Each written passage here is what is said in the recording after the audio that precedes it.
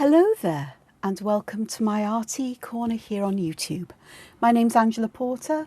I'm an artist, used to be a science teacher, and apparently you can't take the teacher out of the person.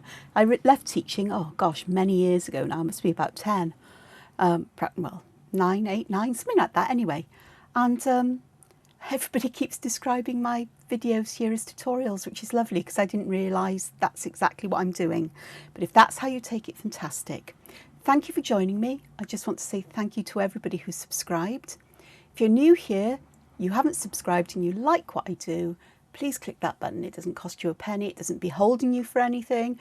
You're not going to be forced to pay anything later down the line, but it just helps out YouTube to know that people like what I'm doing and helps it to share with a wider audience so that other people who may find what I do interesting, useful, helpful, inspiring, in whatever way that form that may take, they'll find it. So thank you very much. Also, if you want to know when I release a new video, just click the bell button next door.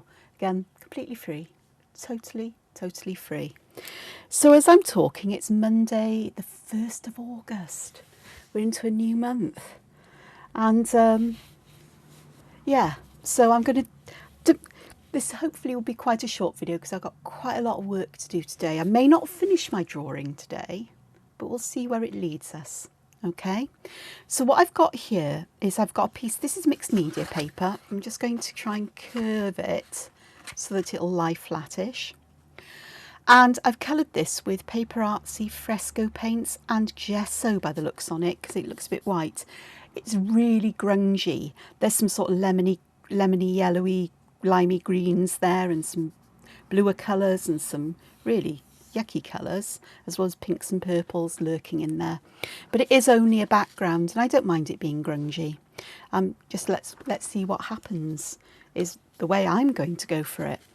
And I'm going to use this vertically, which is a bit of a pain because the camera likes things horizontally. This way, wider than taller.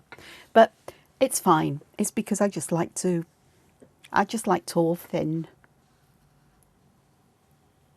paper to draw on, a frame to draw on. So I'm looking in my my little book for inspiration here. And at the bottom, I want to start with some leaves. Now the pen I'm using, it's a pencil brush sign pen. It's the pigment version. And these are brush pens. They've got flexible nibs and that means it's really easy with a bit of practice to change the thickness of the line or just go with it. And I do like to use different line thicknesses.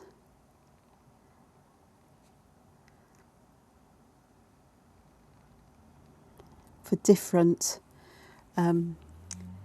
the weights of lines and so on. So I'm going to pop one there. So I'll draw one of these in slow time. I'm just getting my hand and my eye in myself here. So for the stem in the middle, I'll draw a complete one over in this corner. I'm going to start at the top with a very light pressure and then increase the pressure on my pen down to the bottom end. And I'm going to do the same on the other side, but try to keep a gap between them. And then I'm going to use a light pressure for this part and more pressure here because I want that side darker. And then down to here again. I can have that perhaps getting a bit thicker there. You can thicken the lines just by increasing, using your pen as you would normally for this, but so I'm trying to match this line here on this side, then I go this way and then down like that. So I have another leaf. And yeah, I'm not putting the stem at the bottom, I am deliberately leaving that open. And I could do with another one of these in here.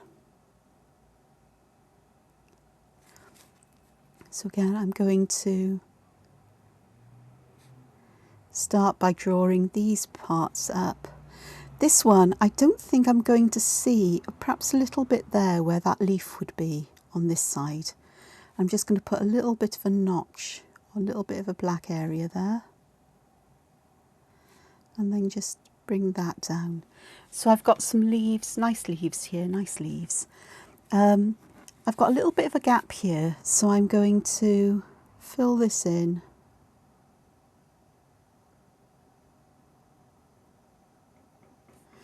With a spirally kind of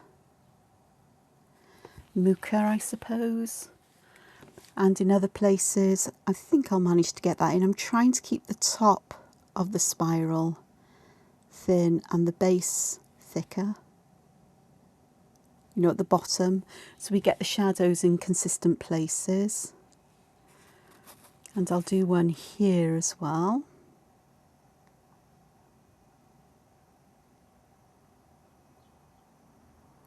And this is really good for me because it's been a while since I've used a flexible nib pen, so it's good practice. So I've got these here, and I think I may just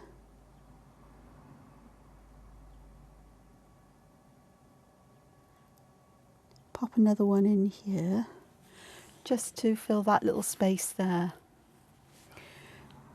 In this area, I'm just going back and I'm touching up the corners of these leaves to give them a little bit more of a pointiness. You know, these little bits that stick out, I don't know what they're called. My brain is not functioning this morning at all. But, and the top part as well. I just think they need that little bit of a pointiness. There we go. And I'm quite happy with that, I think. Not with that though, I've seen it. I'm quite happy with that. Now this ink will take a little while to dry. The fresco paints are acrylics, and although they have a nice sort of like, they've got quite a soft texture to the surface, chalky texture, the ink doesn't sink in like it would in paper, so it does take a little bit longer to dry, but it will dry. And if necessary, I can always give it a bit of a help with a heat tool. So I quite like these here. I'm so tempted to put some floweriness in here, and I think I might. And what I'm going to do is I'm going to start with the central part of a flower, and I'm going to make the bottom part, bottom and left of that circle, thicker than the top. Yeah, this is, I've managed to pick a bit of the ink up there. And then I'm going to draw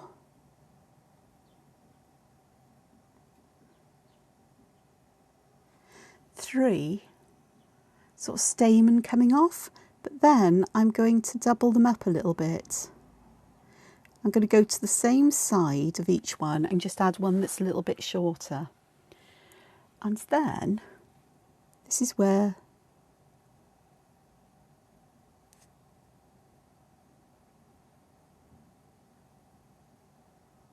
the petals will come in, like so. Normally I'd leave this area open perhaps, or fill it with a bit of black, but today I'm going to connect them like this, so it feels more that there's something behind these petals supporting them. And in this area I'll come back and fill that in afterwards. So I want to put a few of these in there, so let's get our circle in, pop these in. Doesn't matter what direction they go in fact, if you twist and turn these around. So I'm going to pop a shorter one on this side and this side.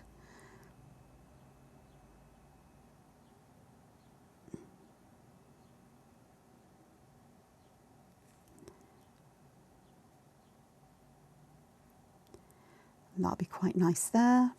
And again, we're just going to connect these. And it's quite nice to connect them because it means then that I won't have, hopefully there won't be quite so many very small spaces around. And perhaps just do another one. Perhaps I'll do one over here. Now, this pen does make quite broad lines, so if you're not into broad lines, don't use a pen that gives you broad lines. I'm really trying to get lines that are different in thickness more easily, I suppose, than I would do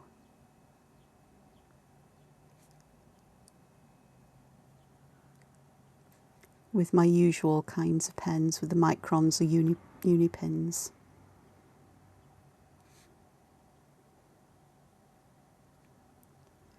So there we go.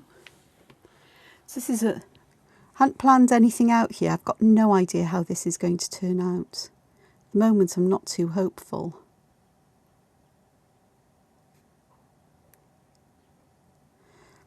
But who knows, eh? So that's a bit of a different way of doing it. I forgot I need to twist and turn them, and I'm not doing that really, these flowers. Perhaps you don't need to twist and turn them around. This is quite a big one. So we'll make some of these quite large, like so. So I've got 4 leaves, 4 flowers, and 4 spirals. Angela and her obsession with things that should be uneven, and I'm getting everything all nice and even. Okay, for these parts, what I'm going to do here is just simply fill these with some lines. Starting to add some texture here. I'm bringing some, helping to separate all of these out. This one goes there, because it can become quite confusing where you've got these spaces overlapping. So these can always be put in after you've drawn the flower, and I'm using an 0.1 micron here.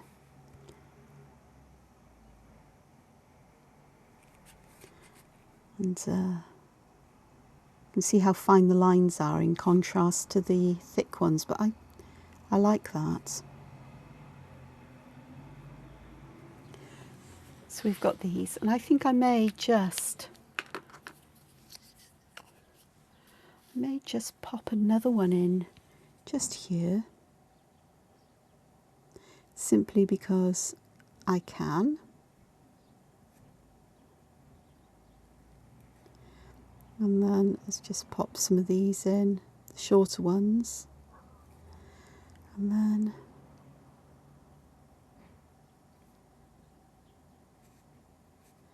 this one's going to go all the way down there and back up there, like so. Pop these ones in then, and there. And I will just darken that there a little bit, and I'll pop these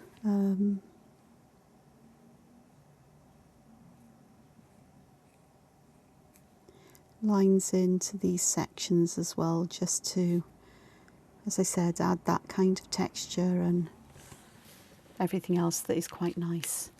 Now here I have got the opportunity here to perhaps pop another one of these variations on a muka,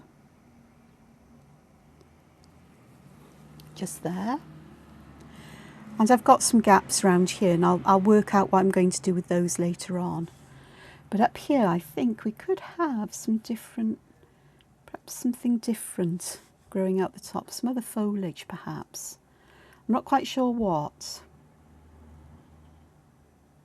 So I could just carry on with those, or I could put something completely different. And I'm going to do something completely different.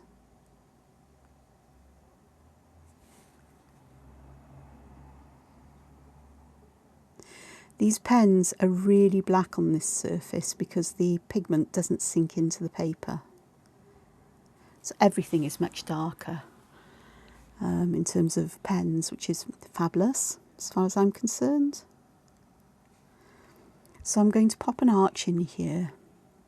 And I do like patterns in my arches, as you know, and this time I'm going to keep it really quite simple.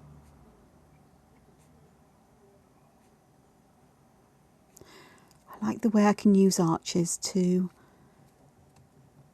delineate space. I'm going to pick those circles up we can see in the centre of the flowers here, and use those. And then I'm going to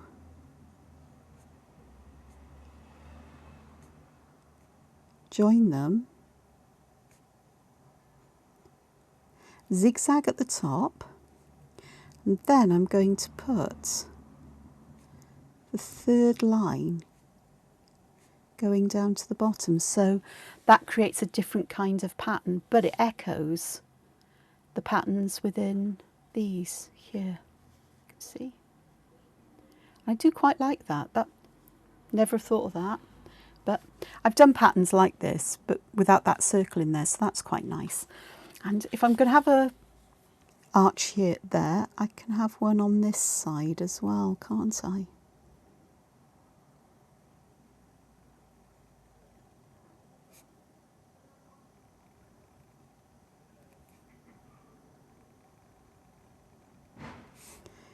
So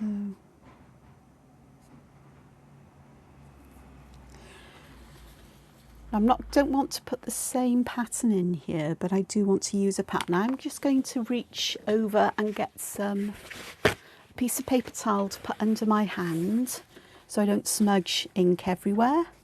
I said this is taking a little while to dry, I think.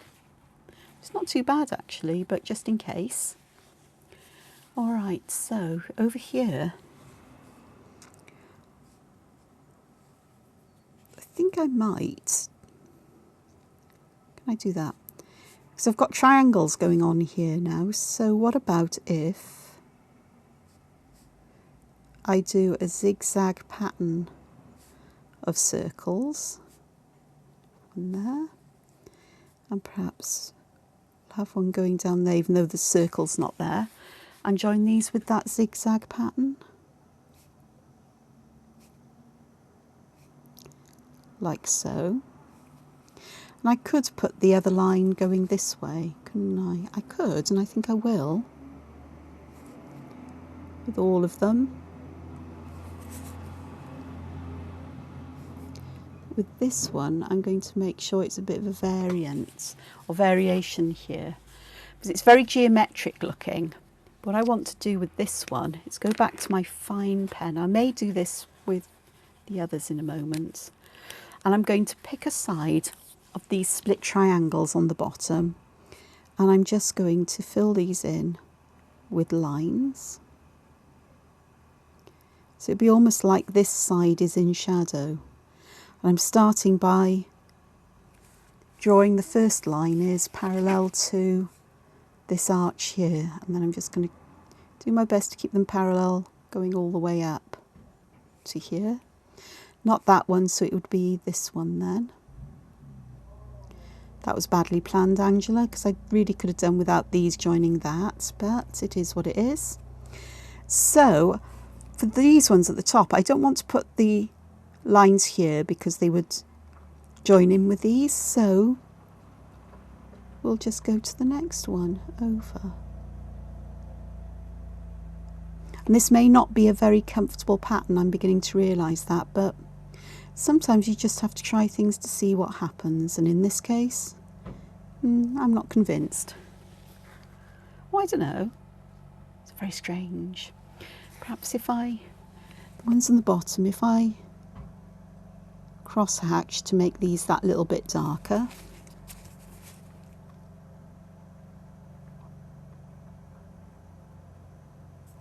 That will make them different to the ones on the top, and it'll also make me feel happier about this area here where it overlaps with that one. Does that help at all? Most probably not actually, but it now is what it is, and you know, so it is what it is, and I shall leave it like that, because if nothing else it's an exercise in not sure about that one.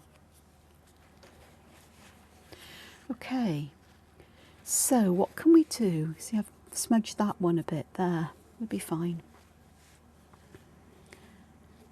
Perhaps I can just disguise that a little bit.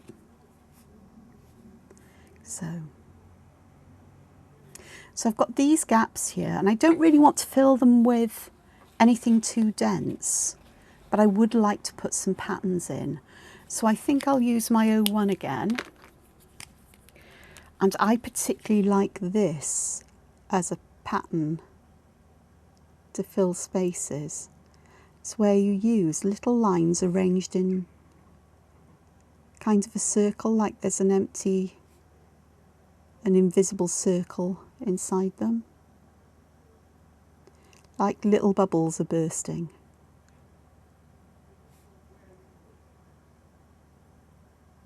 So I find that quite a nice way to just add some pattern to a space.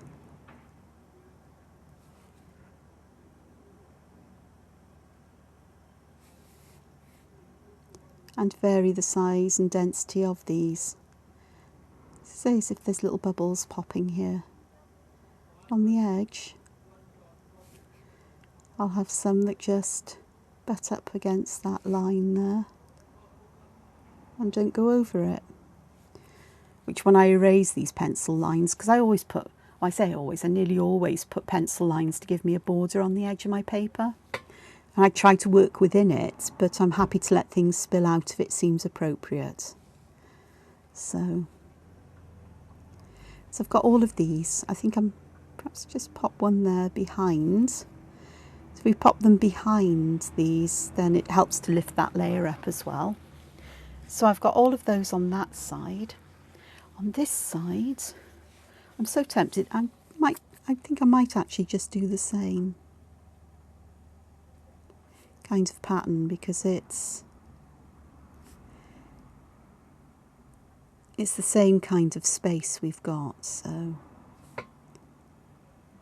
you can go really tiny with these bubbles, and you can also go as big as you like.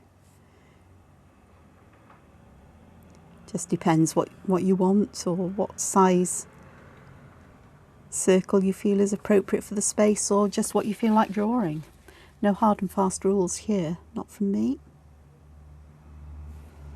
My hard and fast rules tend to be what sides I'm going to thicken lines or add shadow, because that makes the whole design consistent. There we go. So far so good. And the other thing I wanted to do is with these leaves. So what I'm going to do is on one side of them, I'm going to add some lines. I'm breaking these ones, although I didn't break the first couple, because in the grand scheme of things, nobody will really notice whether they're all broken or not. I'm just going to add these here to give some contrast between the two sides and some interest down here.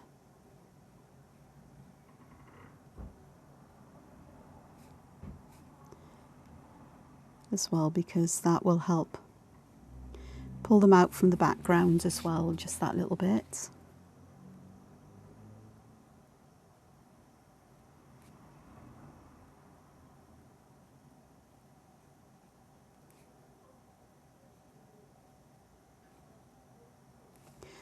And I'll do the same here, is that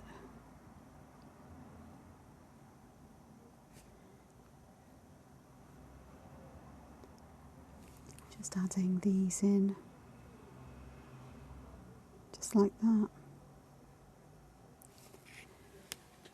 And that has just helped to bring those leaves out in shape as well, just that little bit that's there. I think you'll agree. So what I'm going to do very quickly, because I want to keep this to about half an hour, she says, going, oh, I'm nearly there already. Put my pens and pencils out the way, because everything here gets very, very messy. I get lots of things put on my table. I've got some water here, and I'm going to go and hunt a couple of ink tents. Oh, before I do that, let me give this a blast with a heat tool just to dry that ink off. So I'm not going to smudge it or move it, hopefully, with water. This is a big test. They're permanent, they're pigment, they should fix onto the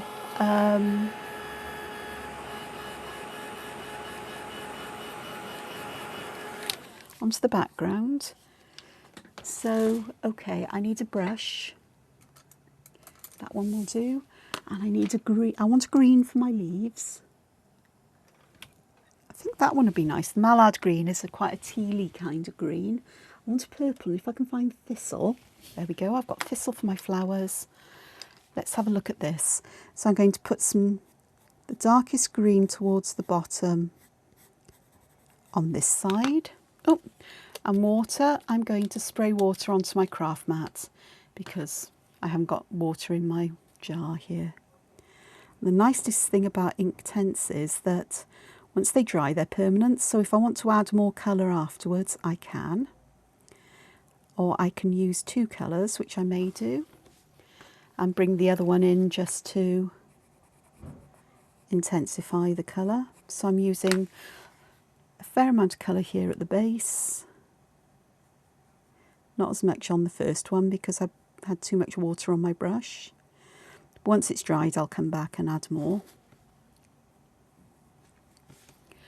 And the same here. Perhaps if I put all the colour down first. I was quite conservative with the first one in the amount of colour I put down. Just smidging more water on my brush just to pick this up.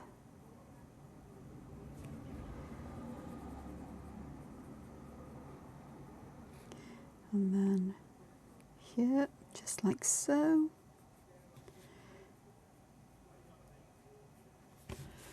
Go, and here just to add a bit more colour there with that. This one here I think is it dried? No, it hasn't, because I've just smudged it. So that's not to worry, because I can pick colour up from the, see, I'm using a damp brush just to pick colour up from the tip of my pencil. And then I can just spread that here. And then what I'm going to do, apart from cleaning my brush and hoping I don't stain my craft mat here, is I'll use the heat tool again just to dry this quickly so I don't smudge it again with my finger.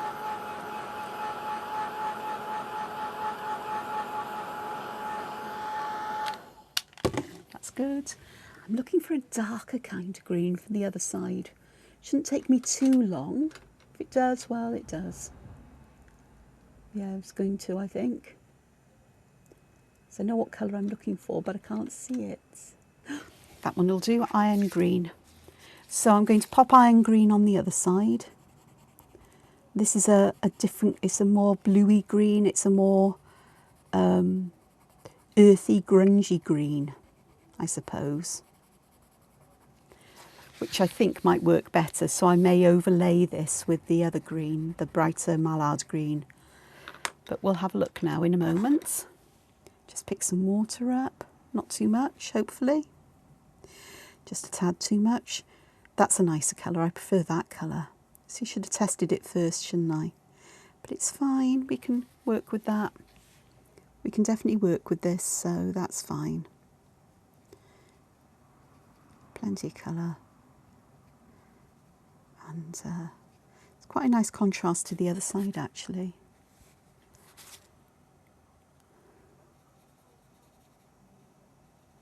It's lovely how quickly these Inktense pencils activate on this background, you know, the background of the fresco paints. I shouldn't be surprised really, because, you know, there's no paper to soak the water up and they sit well on the surface, so. But it is rather lovely. I do like that, and I do want to use that iron green as well while I'm here. Just to pick some of it up, to just tone these ones down that little bit as well, which I will do, because this one is very bright in comparison, and I think just a hint of this will just help to just, oops, I really am going to have to be careful with my mat because I don't want it Inktense coloured. Because this is just quick and easy, just to show how we can get some of this in there. Right, okay, so let's just clean that up off my mat before it stains. No staining. Okay, so I'll put some more water there. I'll give my brush a quick clean. That's fine, and I'll clean that water up. And I've got some thistle here for this. What I think I'll do actually is pick that up from the pencil as well, rather than scribbling it on. I'm just going to use this here just to add some colour here. I'm not worried if I go over these little circles with the stamen, where the pollen will be, because I can use something like a or metallic pen or metallic paint there, which would be quite nice, I think. So that will be, I think that'll be all right.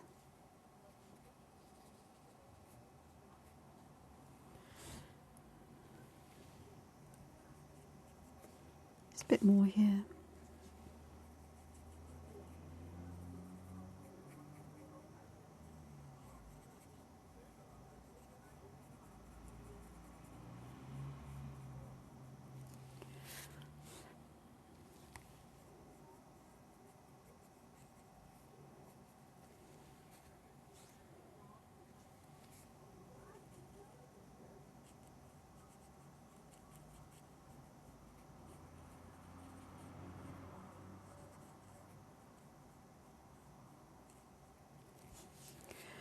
And just helps to pick them up off the background, and we're also losing some of that grunginess, but it still shows through because the ink tints are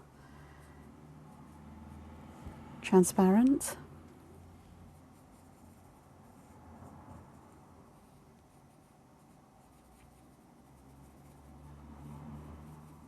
So we get to see the colours underneath. I'm going to let this dry. I'm not going to do any more colouring here for now, because I'm not really sure what I want to do as far as that goes. But I'm going to eventually add some more colour to these and intensify it. But I just wanted to do a little so you could see the difference that some colour makes. Maybe not the best, because I'm not the best with colour. I'm not the best colourist in the world. But just simple colour can make, just adding that little bit of colour can make the difference. These bits in between, I think I may do those in green, and I think quite a yellowy green in contrast to go with, so they stand out and it helps to pick up that colour, and of course the spirals and things, but I'll do those another time. So for now I'm going to say thank you for joining me. I hope if nothing else the drawing has given you some ideas and you'll have a go. I've got half the drawing still to do, and goodness knows what, that's if I come back to it. This could be a disaster, but it is what it is. So I'm going to wish you a very happy day, morning, afternoon, evening, night, whenever you're watching this, and look after yourselves and find time to be creative. And I'll just say bye-bye for now.